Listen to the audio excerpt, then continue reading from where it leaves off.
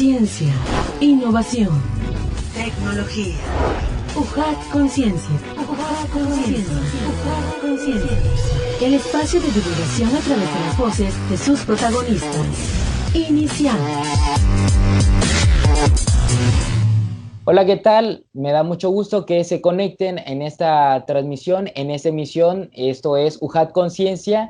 Y bueno, me presento, soy Adrián de Dios y de parte de la Dirección de Difusión y Divulgación Científica y Tecnológica de la Secretaría de Investigación, Posgrado y Vinculación, aunado en colaboración con el Centro de Comunicación y por supuesto Radio UJAT, les damos la bienvenida a esta emisión que pues como verán, como sabrán y como conocerán, este programa que pues difunde el conocimiento, el quehacer científico de nuestra alma mater, y estamos teniendo una nueva temporada y aprovechando pues estas plataformas queremos hacerles llegar información verificada, importante y relevante respecto al COVID-19, y vamos a tener una temporada de conocimiento a través de esas plataformas, y es por ello que vamos a tener a algunos expertos, conocedores, científicos y amantes de la ciencia de nuestra universidad a través de la lente, a través de la estación y de diferentes medios que ustedes puedan utilizar para conocer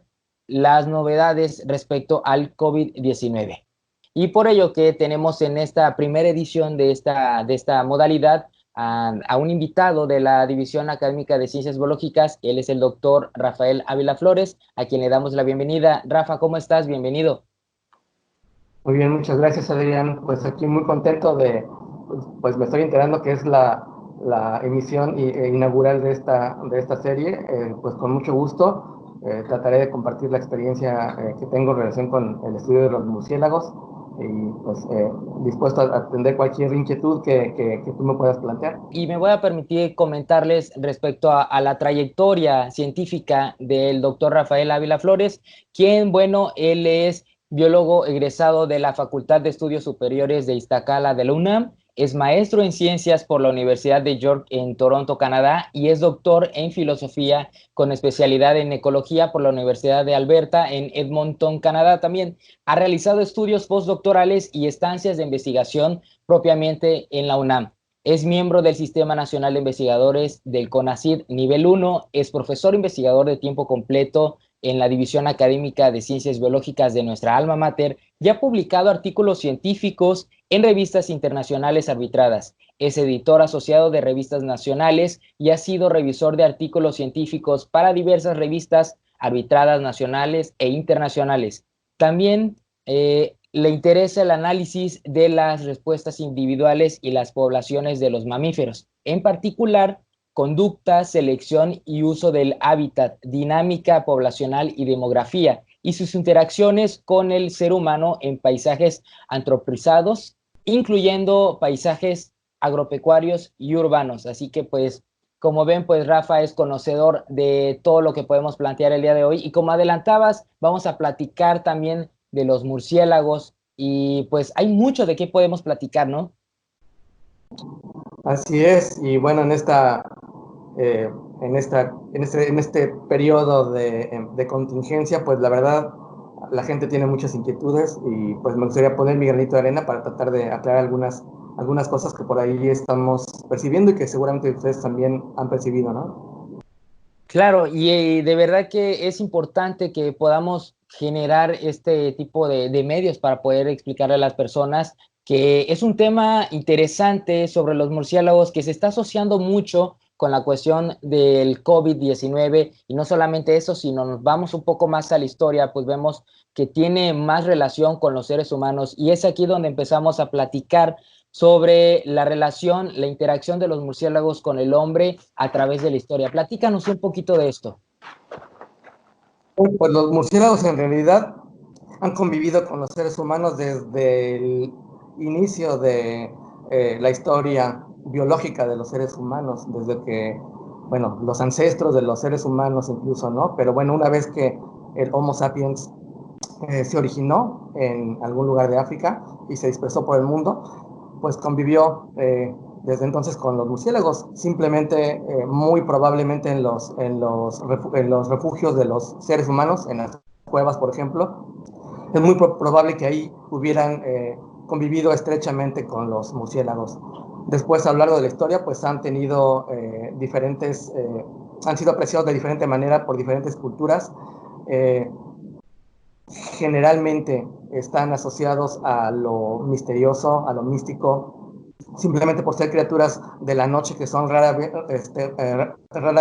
vez vistas por los seres humanos, digamos, en su ambiente y de manera natural, pues causan mucha inquietud, ¿no? Entonces, en algunas culturas, pues se asociaban con la noche, con la muerte, digo, sin ir más lejos, en las culturas prehispánicas, estaban asociados con el inframundo, ¿no? Como en la cultura maya, por ejemplo. Entonces, el vínculo ha sido estrecho desde siempre. Bueno, por otro lado, mientras en América se tenía cierto respeto por los murciélagos, en Europa los murciélagos eran asociados a cuestiones de brujería, por ejemplo, con el mal, ¿no?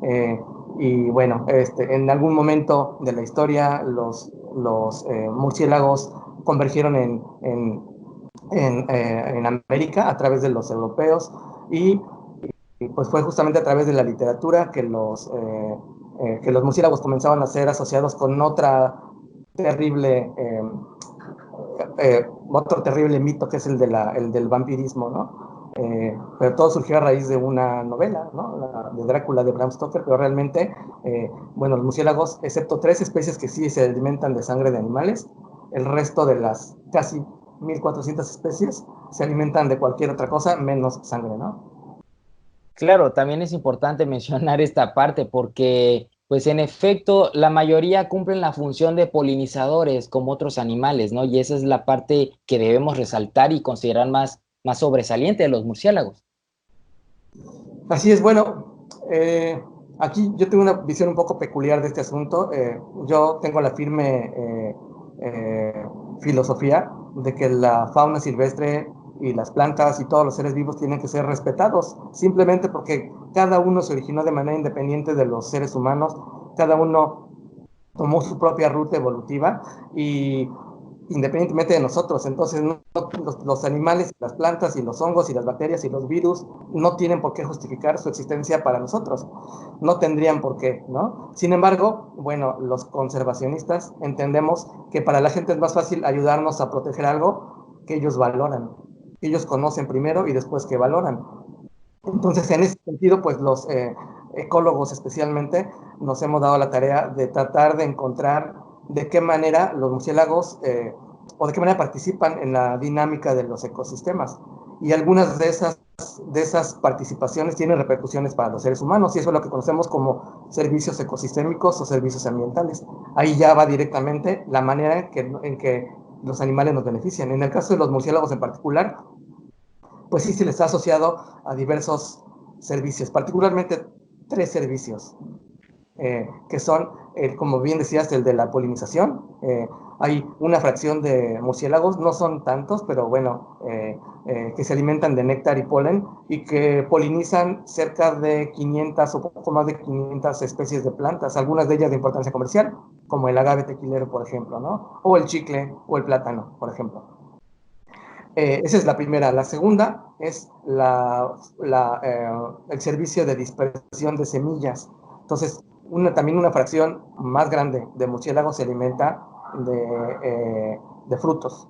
Entonces, al alimentarse de frutos, los murciélagos, algunos se los comen ahí mismo en el árbol, algunos otros se los llevan y en el camino van defecando.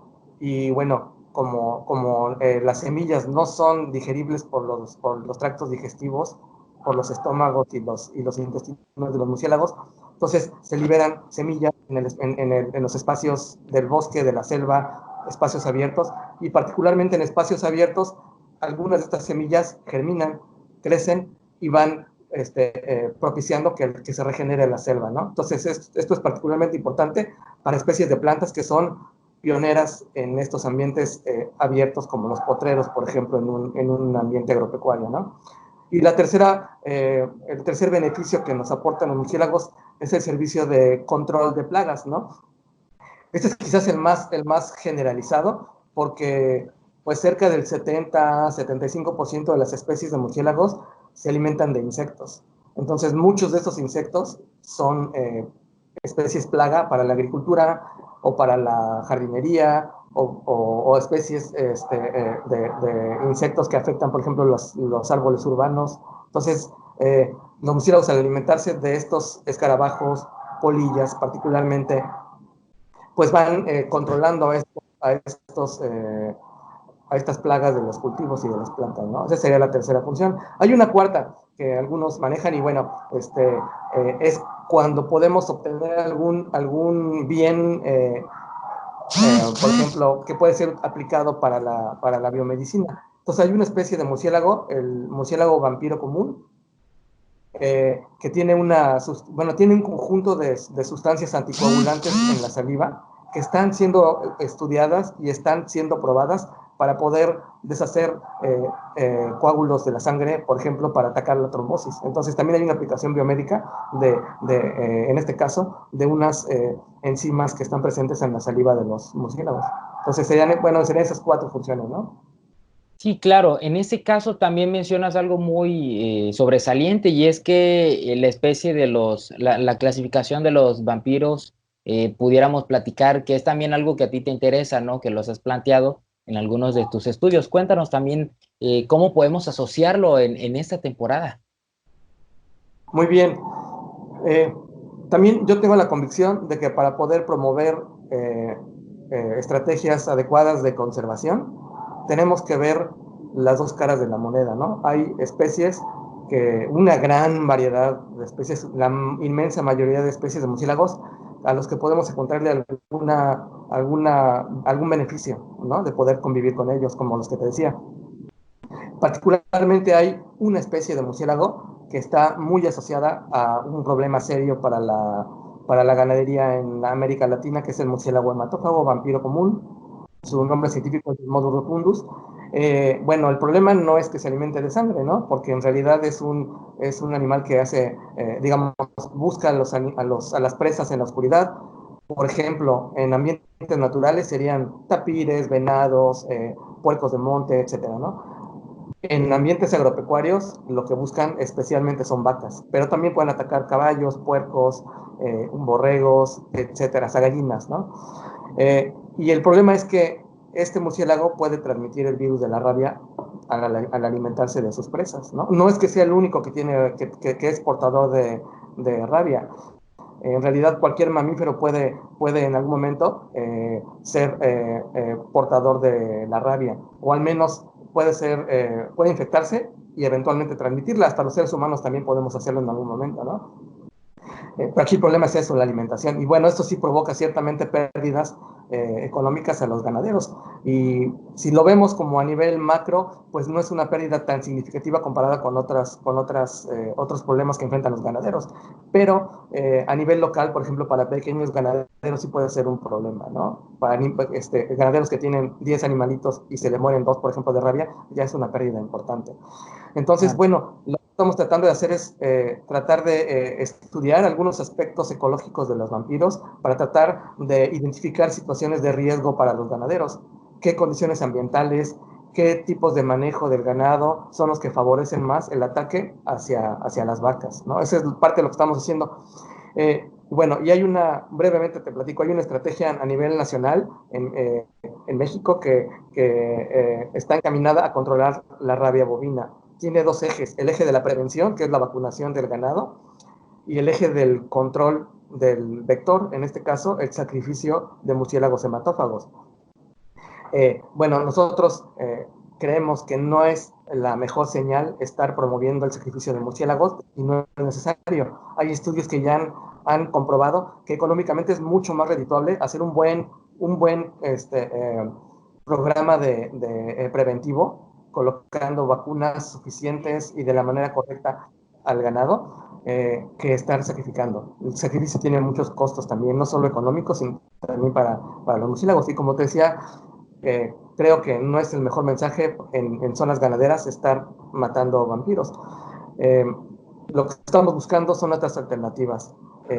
Y bueno, ya hemos hecho algunos estudios en el laboratorio y hemos encontrado que el matar murciélagos, así como lo hacen las brigadas de la Zagarpa, pues no es la mejor estrategia. En realidad, al matar vampiros de la manera en que lo hacen, no están reduciendo ni la abundancia de vampiros, ni la prevalencia de anticuerpos contra rabia en las poblaciones de vampiros, ni la tasa de ataque, la incidencia de ataques al ganado. Entonces, ese trabajo lo hicimos en un experimento comparando un sitio con sacrificio de animales y otro sitio sin sacrificio. Y bueno, más o menos es lo que encontramos. Ahorita estamos haciendo otro trabajo, más o menos encaminado al mismo problema, pero ya tratando de obtener estudios demográficos más precisos, como por ejemplo saber cómo afecta este control a nivel de una región aquí en Tabasco, la demografía de los vampiros, la supervivencia, básicamente, y la incorporación de nuevos individuos a la población de vampiros, ¿no? Entonces, bueno, ese trabajo está en proceso y, bueno, más o menos es lo que estamos haciendo, ¿no?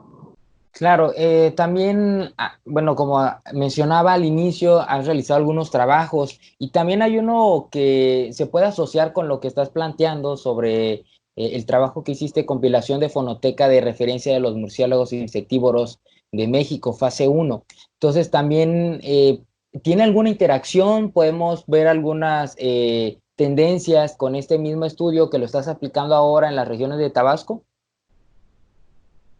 Bueno, en realidad el vínculo es muy indirecto. Aprovechamos parte de ese trabajo que estamos haciendo en Tacotalpa, el trabajo de los vampiros, para obtener algunas muestras. Este proyecto al que tú te refieres es un proyecto que se hizo a nivel nacional, o sea, fuimos un equipo grande de gente, éramos más de 30 investigadores y más de 150 participantes que nos ayudaron en campo, desde Baja California hasta Yucatán. Entonces, más bien aprovechamos algunas de las salidas que estamos haciendo para obtener muestras y el conocimiento que tenemos de algunos sitios para poder ir a sitios específicos a capturar especies particulares. En este proyecto de la fonoteca, la intención era obtener los sonidos, digamos, típicos de la mayor parte de las especies de murciélagos de México. La verdad, fueron muy buenos resultados. Considerando lo difícil que es capturar a muchas especies de murciélagos, ahí encontramos o logramos capturar más o menos el 50% de las especies de México. Es decir, casi 70 especies de murciélagos de las que pudimos obtener estos sonidos típicos, ¿no? Y bueno, Claro. La importancia de esta fonoteca es que esos sonidos, esos sonidos están siendo incorporados en una biblioteca nacional enorme, que va a poder ser utilizada por cualquier persona para poder obtener, por ejemplo, los sonidos típicos del murciélago que se refugia en los edificios de Villahermosa, que es Morosus rufus, ¿no? Quiero saber y bueno, ya conozco, lo capturé, lo grabé, sé cómo es su vocalización y me voy a la selva, por ejemplo, a grabar. Y quiero saber cuáles de esos murciélagos son Morosus rufus. Entonces eso lo hago comparando mi sonido de referencia de la biblioteca con los sonidos que estoy grabando en un ambiente natural, ¿no? Claro. Bueno, entonces ese trabajo está apenas pues por En fase alcanzar su 1, ¿no? Sí, exactamente, ¿no? Y la idea sería eventualmente, y en eso nos está ayudando mucho en la Conavio, los técnicos de la Conavio, para poder contar con una plataforma que pueda automáticamente identificar los sonidos que estamos grabando en campo, ¿no? Entonces Así es. tú grabas sonidos, metes tu grabación a esta plataforma, a este programa, y la idea es que, pues, al comparar con toda la base de datos que tiene de sonidos de murciélagos de México, pueda darte una idea de qué especie se trata. Entonces, Así ese es. es obviamente también hay un vínculo de todo lo que estamos haciendo en la parte de la conservación, ¿no? Por un lado, en el trabajo de los vampiros estamos tratando de quitar la idea a las autoridades, a los ganaderos, a la gente, de que el matar a vampiros es una buena estrategia, porque además se crea la falsa idea, o bueno, no es la falsa idea, perdón, pero una idea un poco distorsionada de la manipulación de la fauna, y podemos atribuirnos esa facultad de matar cuando nosotros creamos que nos están afectando los animales. Y por el otro lado, la fonoteca nos está ayudando a conocer mejor la diversidad de algún lugar, ¿no? Entonces, digamos, sería la conservación en general de los murciélagos, la parte en donde convergen estos dos proyectos. Claro, también es importante recalcar lo que mencionabas antes de poder plantear sobre este trabajo, la parte donde Tabasco pues también pues es una zona donde se lleva mucho la ganadería, ¿no? Como mencionabas, Tenosique y estas zonas, pero ¿dónde y qué lugares son donde se concentran mayores poblaciones de murciélagos, murciélagos vampiro o las poblaciones que tenemos aquí en Tabasco habitualmente? Bueno, esa es una buena pregunta. A ciencia cierta no lo sabemos. En realidad el murciélago hematófago está distribuido eh, prácticamente por todas las regiones tropicales de México, desde las zonas bien conservadas en las selvas hasta las zonas más perturbadas en donde haya alimento para ellos, ¿no? En este caso, animales de granja. Entonces está homogéneamente distribuido por Tabasco, pero a nivel local sí puede haber algunas diferencias, ¿no? Y lo que se ha encontrado es que tienden a ser más abundantes cerca de donde hay refugios. En el caso de Tabasco, donde se esperaría que, que los vampiros pudieran encontrar más refugios, es en los bordes de la sierra. Eh, entonces, por ejemplo, en el lugar donde estamos trabajando, en Tacotalpa, que está pegado al Parque Estatal la Sierra de Tabasco, ¿no? Ahí en las laderas de esos cerros hay muchos huequitos, muchas cuevas en donde que son propicias para que los vampiros se refugien. Para los vampiros es muy costoso volar porque su alimento no es muy energético.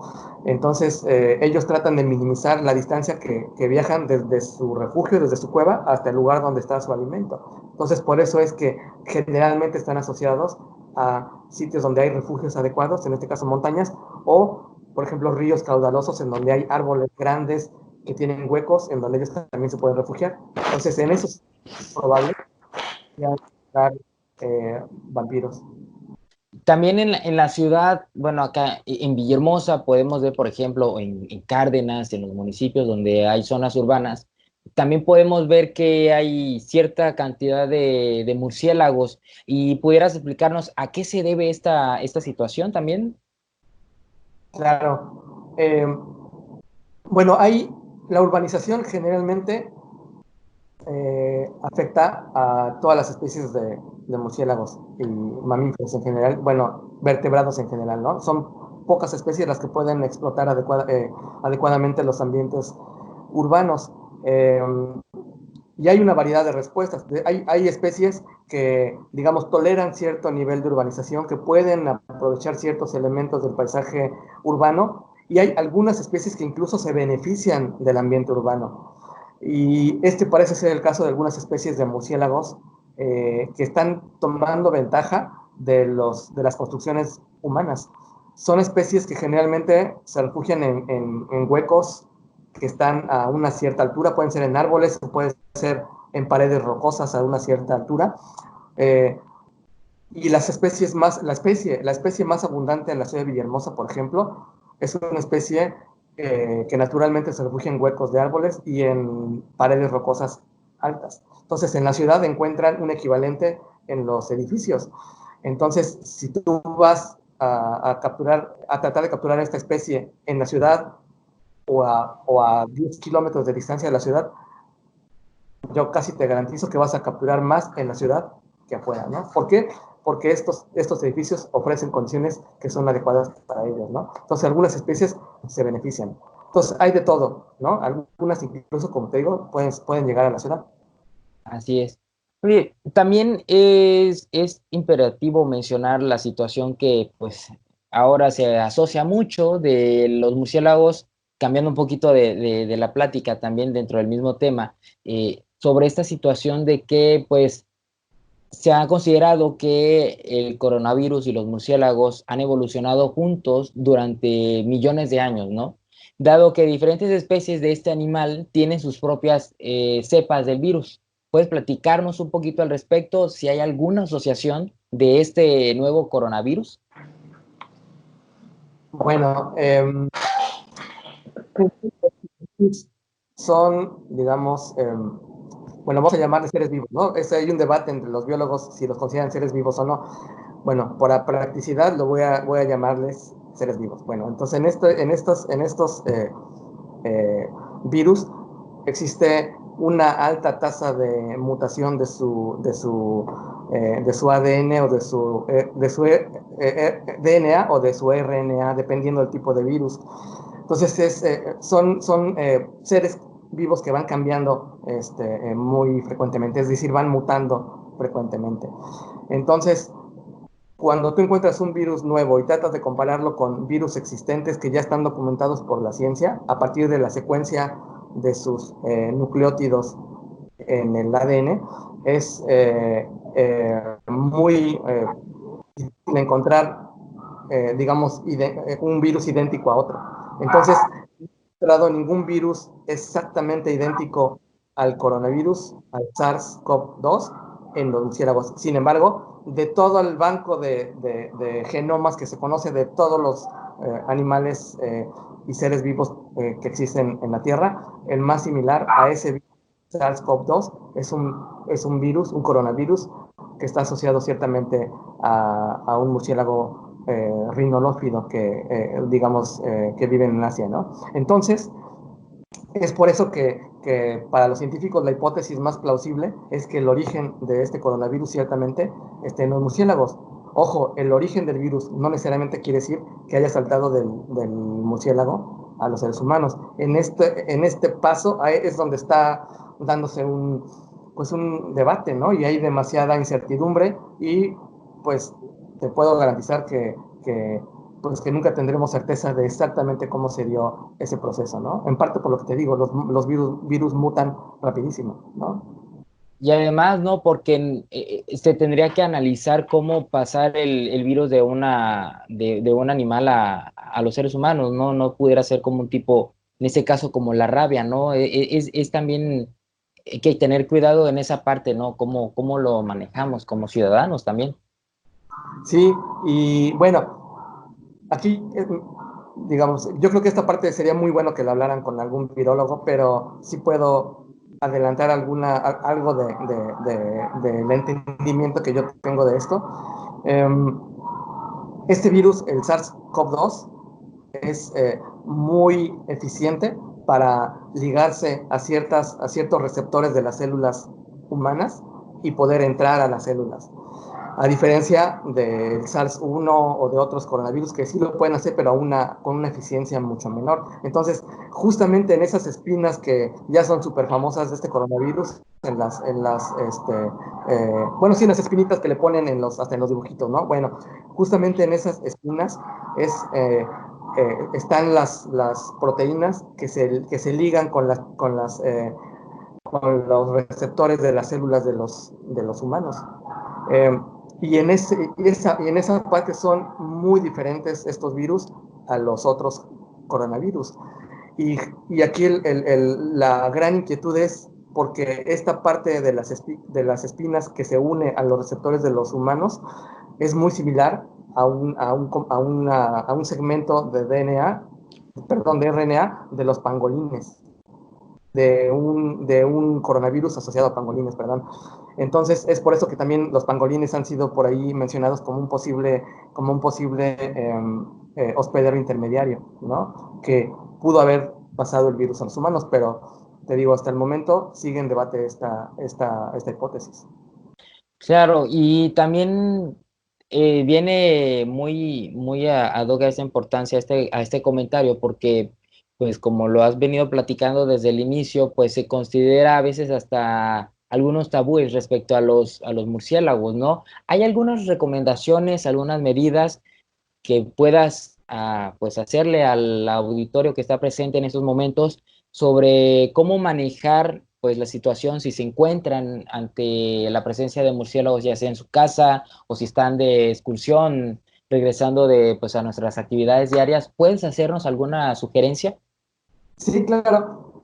Voy a hacer dos sugerencias. Una específicamente aterrizada al SARS-CoV-2 y otra en general para otro tipo de conflictos asociados a los murciélagos, ¿no? En cuanto al SARS-CoV-2, como te platicaba, La parte que difiere del coronavirus asociado a los murciélagos de Asia, a estos rhinolophidos, es la parte que justamente se liga con las células de los humanos. Entonces, aunque un humano fuera y agarrara a esos rhinolophidos en una cueva, por ejemplo, en Asia, no podría infectarse porque ese virus, esos coronavirus de esos rhinolophidos carecen de esa molécula, de esa proteína que se liga con las células humanas. Entonces, ahí sería imposible, ¿no? Y ese es el coronavirus más similar a este SARS-CoV-2. De ahí en fuera, los otros coronavirus de murciélagos son bastante más distintos. Por lo tanto, sería imposible que el SARS-CoV-2 pasara de cualquier murciélago a los humanos, ¿no? Entonces, no hay posibilidad de que los murciélagos nos transmitan el SARS-CoV-2. Esa sería la principal consecuencia. Entonces, simplemente dejándolos en paz. No hay por qué tener miedo de que los murciélagos nos transmitan el SARS-CoV. Entonces, y bueno, y nada más recordar lo que dicen todo el tiempo el gobierno y en todos lados, la transmisión a humano. Entonces, en ese sentido, por favor, no hagan caso a los rumores o a la gente que está preocupada por los murciélagos porque nos puedan transmitir este virus. Es imposible que este virus nos infecte a los humanos, algún coronavirus, perdón, de los murciélagos, ¿no? Bueno, dicho esto, también debería decir que así como nosotros tenemos una cantidad inmensa de patógenos, no solamente virus, sino también bacterias, protozoarios, helmintos, etcétera, los animales, cualquier animal y cualquier planta también tiene sus propios parásitos. Entonces, el contacto con estos patógenos va a estar y se ha dado siempre en toda la historia y se va a dar, ¿no?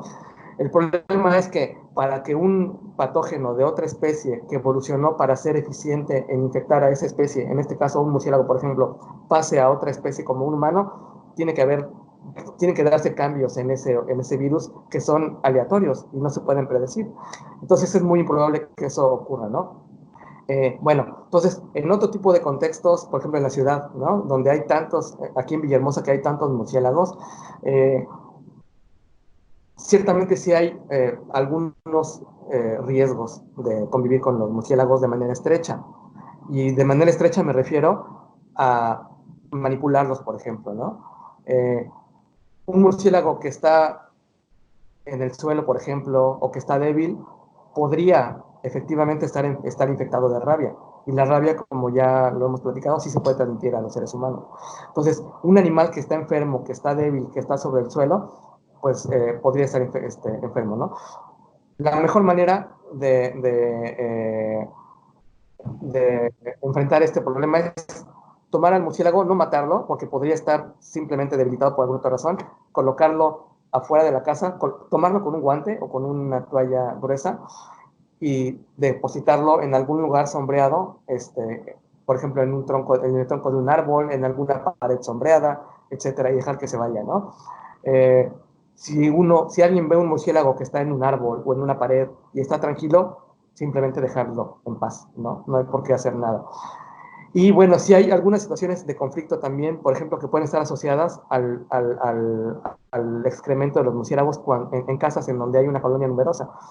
Bueno, aquí, digo, para no prolongarme tanto, les pediría que si tienen algún problema de este tipo, primero le llamen a Protección Civil. Nosotros incluso estamos trabajando cercanamente con ellos para poder apoyarlos y darles nuestro punto de vista, para que vaya Protección Civil a verificar el sitio y pues tomar una decisión, ¿no? De qué hacer con esa colonia. La última opción debería ser eliminar estos murciélagos, ¿no? Pero esa sería como la ultimísima. Antes de eso hay 1000 opciones más, ¿no? Por ejemplo, excluir a los murciélagos de ese sitio, evitar que vuelvan a regresar, que vuelvan a llegar a ese refugio, tapando, por ejemplo, los accesos, ¿no? Y en otros casos es posible coexistir con los murciélagos. Si tenemos un murciélago que está no sé, por ejemplo, en mi porche, en algún huequito, ocupando algún hueco entre los maderos, y los estoy viendo que están saliendo, pues estar afuera, podría no provocarme ningún tipo de conflicto. Ahí la única recomendación sería estar barriendo frecuentemente con un cubrebocas y tratando de humedecer el excremento, barrer ese excremento y depositarlo en algún otro lugar, ¿no? Cuando hay acumulaciones de guano, de excremento de murciélagos, recomendamos eh, eh, ponerle un poco de agua a ese excremento, aspersar un poco de agua con cloro, ¿no? Con un poquito de cloro nada más. Y bueno, eso sería suficiente para poder estar seguros y poder seguir coexistiendo de manera segura con los murciélagos. Sí, porque bueno, como mencionas, se encuentran en todo el mundo y bueno, su función más como los demás seres humanos, los demás seres vivos, perdón, de todo el planeta, pues es ayudar, ¿no? A que siga existiendo la vida en el planeta. Entonces, si tomamos algunas consideraciones que nos estás mencionando y también otras que quisiera que nos compartas sobre la labor de disminuir, pues esa misma perspectiva negativa o hasta peyorativa que tiene la población, los mismos nosotros que a lo mejor hemos ido creciendo o hemos ido escuchando por ahí sobre los murciélagos que son malignos. ¿Dónde podemos también seguir conocimiento tuyo para que podamos informarnos y poder compartirlo con los demás? Bueno, no tenemos una página del laboratorio. Bueno, cabe aclarar que el laboratorio que yo coordino, lo coordino junto con la doctora Alba Rodas, que ella es veterinaria. Entonces, ella está más enfocada en el estudio de murciélagos, perdón, de tlacuaches, yo en el estudio de murciélagos. Eh, y bueno, la verdad es que nos complementamos bastante, ella con la parte fisiológica, yo con la parte ecológica. Y tenemos una página de Facebook que se llama Murciélagos, Tlacuaches y algo más. Ahí compartimos frecuentemente información que consideramos relevante para la gente, particularmente de Tabasco, aunque en realidad gente de muchas partes nos sigue y puede obtener información útil también ahí, ¿no? Y a través de esa página pueden contactarnos para poder, pues a lo mejor apoyarlos, asesorarlos en alguna situación particular que ustedes se puedan enfrentar relacionada con murciélagos. Nada más una cosa que se me pasó decir cuando hablaba de por qué conservar murciélagos en la ciudad. Bueno, también se sabe que algunas especies de murciélagos se alimentan de mosquitos y sabemos que en regiones tropicales los mosquitos son vectores de otras enfermedades, como por ejemplo el dengue, el zika, chikungunya, etcétera, ¿no? Entonces, al alimentarse de estos mosquitos, también están siendo controladores de vectores, ¿no? Entonces, tenerlos en nuestra casa, en un lugar seguro, en una pared en la que no interfieren con nuestra vida, podría ser una buena manera de ayudar a controlar este tipo de problemas dentro de la ciudad. Claro, entonces también platícanos sobre tu labor de divulgación científica, además de esta página, ¿dónde podemos encontrar más contenido al respecto? Sí, bueno, desde hace como un par de años, de manera un poco fortuita, le entramos a esto de la educación ambiental eh, y, y, y, con cierta frecuencia nos invitan a participar con dinámicas de educación ambiental y de divulgación, especialmente en instituciones de investigación, perdón, de educación y en los zoológicos, en la venta, en Yumka hemos estado y ahí tenemos dinámicas, juegos, cuentacuentos, en donde transmitimos información relacionada con los murciélagos. Y bueno, si no directamente, también se pueden contactar conmigo a través del Facebook. Soy como Rafael Ávila Flores. Ya les decía la página de Facebook. O por correo electrónico rafaelavilaf@yahoo.com. Serían las maneras en que podemos interactuar. Platícanos sobre tus proyectos a futuro respecto a los murciélagos, también sobre tu carrera científica. ¿Qué más sigue en tu vida en los próximos tiempos? Bueno, gracias por la pregunta. Digo, la verdad soy una persona muy inquieta, me interesan muchas cosas. Voy a enfocarme nada más en las dos principales líneas de investigación que tengo, que es esta de los murciélagos hematófagos eh, y la parte de los murciélagos en la ciudad. Eh, Ahorita, por ejemplo, estamos trabajando en la parte de murciélagos de la ciudad, tratando de entender un poco cómo afecta la urbanización a los murciélagos en diferentes aspectos, en la parte conductual y en la parte fisiológica. A mí me gustaría meterme ya más de lleno a tratar de entender cómo, ya dentro de Villahermosa, cómo afecta diferentes aspectos relacionados con la urbanización, los movimientos, la actividad de los murciélagos dentro de la ciudad, ¿no? Eso es algo que sigue. Y por el lado de los vampiros, te decía que para mí es muy importante tratar de convencer a la gente que se dedica al control de la rabia que el sacrificio no es la mejor estrategia. Creo que, por ejemplo, usando estrategias de manejo del ganado, rotando al ganado, por ejemplo, haciendo que las vacas estén en lugares que sean menos predecibles para los vampiros, podemos también contribuir a reducir este encuentro entre vampiros y vacas que terminan o que podrían terminar en una transmisión del virus de la rabia. Bueno, y otro aspecto en relación con los murciélagos hematófagos es que nos gustaría en el laboratorio tratar de eliminar algunas ideas, bueno, digo, de acuerdo con la revisión de literatura que yo he hecho, me parece que son mitos en relación a cómo los vampiros afectan al ganado más allá de la rabia. Por ejemplo, los ganaderos dicen que las vacas que son mordidas se mueren de anemia, por ejemplo, que se mueren desangradas, que producen menos leche, y los poquititos estudios que existen al respecto, que son muy viejos, no demuestran eso. Por ahí también me gustaría tratar de entrarle para tratar de contribuir a que la gente deje de seguir viendo a los murciélagos hematófagos como el enemigo número uno en zonas ganaderas, ¿no? Sí. Queremos tratar de llevar nuestras actividades de divulgación a escuelas, por ejemplo. No somos especialistas, pero bueno, queremos seguir contribuyendo de esa manera también, ¿no? Y ahorita en el museo, por ejemplo, en el Parque Museo de la Venta, estamos manteniendo una colonia de murciélagos hematófagos en cautiverio.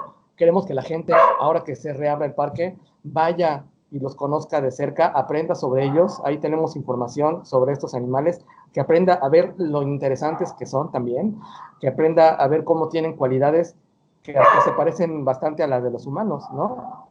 Por ejemplo, para los vampiros es muy importante digamos, vamos a antropizar un poco el término, pero la amistad, ¿no? Ayudarse unos a otros, el cuidar a las crías de las amigas, por ejemplo, en el caso de las hembras, el compartir el alimento entre ellos. Hay muchas cosas que podemos aprender de esos murciélagos. Y entonces, cuando se reabra el parque, ahí vamos a tener esta colonia y la gente puede aprender más. Vaya que sí es muy importante tener la convivencia con los murciélagos o con cualquier otra especie animal. Es importante conocerlos, pues para evitar caer en esa misma situación, ¿no? De evitar caer en los estigmas que pueden generar pues este mismo desconocimiento de las especies. Y pues bueno, también vamos ya finalizando esta intervención. De verdad te agradecemos mucho, pero sí queremos que nos puntualices a todo el auditorio que está presente también sobre esta situación que mencionábamos dentro de la entrevista, pues, que nos ratifiques que el murciélago pues no tiene nada que ver, no tuvo nada que ver con este SARS-CoV-2, este COVID-19 que pues estamos teniendo actualmente. Pues darnos esa certeza, ¿no? Sí, por el conocimiento que tenemos de los virus y coronavirus, especialmente asociados a muchos animales, sí sabemos que los más parecidos provienen de murciélagos. Entonces, la principal hipótesis nos dice o nos indicaría que el virus sí se originó en algún murciélago. Lo que no se sabe es cómo se dio la primera transmisión, cómo se dio el brinco de los murciélagos a los humanos. La principal hipótesis que se maneja es que hubo un hospedero intermedio, que no fue un murciélago. Les decía, el coronavirus que nos afecta a nosotros es en algún componente muy importante, distinto del coronavirus de los murciélagos, y ese componente es el que infecta las células humanas. Entonces, por lo tanto, no hay ninguna posibilidad de que los murciélagos puedan transmitir en la actualidad ese coronavirus a los seres humanos. Entonces, bueno, sí, invitaríamos a la gente a que se informe. Quizás lo que aquí les pude haber dicho fue un extracto a lo mejor pues muy simplista del problema, pero incluso en la página que les recomendé van a poder encontrar información un poco más detallada de estos temas, ¿no? También esta pandemia fue una llamada de atención, creo, y creemos muchos conservacionistas para los seres humanos, en la manera en que nos estamos vinculando con los seres vivos, ¿no? Particularmente en cuanto al tráfico, el comercio, la venta de fauna silvestre, pues también seguramente han escuchado que la principal hipótesis plantea que el origen de este primer paso, este primer brinco de la fauna a los humanos se dio en un mercado de mariscos y fauna exótica en China. Y si han visto videos por ahí en redes de cómo es este tipo de mercados, pues se van a dar cuenta que el nivel de insalubridad es tremendo, la manera en que mantienen a los animales es también pues bastante cruel, ¿no? Y muchos animales de esos están enfermos. Entonces, en un lugar en donde hay animales enfermos, hacinados, un contacto cercano unos con otros, en donde hay sangre, vísceras, heces, etcétera, pues es muy probable que se den este tipo de brincos, ¿no? Entonces, bueno, aquí en México también en algunos lugares se utiliza la fauna silvestre para comer. Creo que también podríamos comenzar a discutir esto, ¿no? No es mi papel y no pretendo juzgar a la gente que se alimenta de fauna silvestre. Creo que también hay costumbres ancestrales que, bueno, han demostrado ser seguras para los seres humanos. Más bien, aquí lo que yo pienso es que habría que poner simplemente atención y voltear nosotros a nuestros propios mercados tradicionales en donde también se comercia con fauna silvestre, ¿no? Otra vez, sin juzgar las costumbres ni las tradiciones ni los saberes de la gente local, ¿no? Claro, pues evitar hacer prejuicios antes de informarnos de la información, pues, científica y también de medios que puedan compartir conocimiento que evite, pues, alarmarnos de más. Y algo más que quieras añadir, algo que quieras compartirnos también desde tu perspectiva como biólogo, que es muy importante. Claro. Bueno, sí me gustaría que invitar a la gente a que conozca, que aprenda un poquito sobre los animales y se van a dar cuenta, no nada más los murciélagos, ¿no? También los tlacuaches, por ejemplo, que también los estamos estudiando, que son otro grupo que también es maltratado y mal visto por la gente, que los conozca. Y bueno, nuestro ideal sería que la gente aprenda a quererlos, ¿no? Tanto a los murciélagos como a los tlacuaches y como a todos los seres vivos, sería lo ideal, ¿no? O que aprenda a convivir con ellos, ¿no? En algunos casos, como decíamos, puede haber conflictos. Bueno, ¿cómo podemos resolver esos conflictos? Conflictos minimizando los costos tanto para ellos como para nosotros. Y bueno, aunque quisiéramos eso, no pretendemos que la gente los quiera, pero sí que los respeten, ¿no? ¿Dónde podemos encontrarte en redes o dónde podemos escribirte? Sí, claro. Ahí perdonar a mi guardiana, pero bueno, en Facebook, en la página Murciélagos, Tlacuaches y algo más, Vasco. Mi correo electrónico es rafaelavilaf@yahoo.com.mx y bueno, mi Facebook es Rafael Ávila Flores, así aparezco, ¿no? Entonces ahí los podemos atender, pueden dejarnos mensajes en la página de Facebook y con gusto les apoyamos, ¿no? Entonces, ojalá que esto sea que podamos que sea el comienzo, pues, de una era distinta en términos de la relación entre humanos y fauna, ¿no? Y al menos en lo que respecta a nuestro equipo de trabajo, al laboratorio, a todo el equipo, al ejército de alumnos que tenemos y que nos apoyan, eh, eh, voluntarios también, y bueno, y seguramente también muchos profesores en la misma UJAT, estaremos dispuestos para hacer un frente común, ¿no? Para poder conservar lo que nos sirve a todos, ¿no?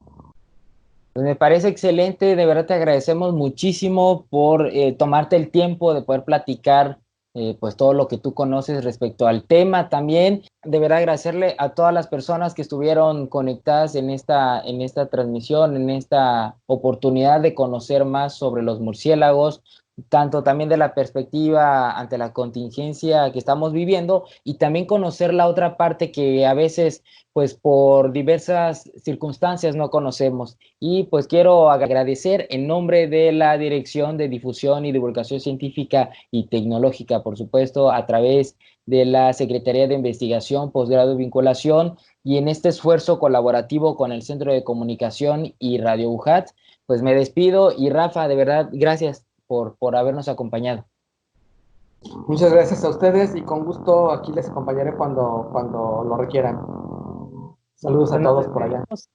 Nos despedimos entonces. Esto fue una emisión especial de UJAT Conciencia y nos despedimos. Recuerden, hasta la próxima. UJAT Conciencia es el programa de divulgación de la Secretaría de Investigación, Posgrado y Vinculación para Radio UJAT.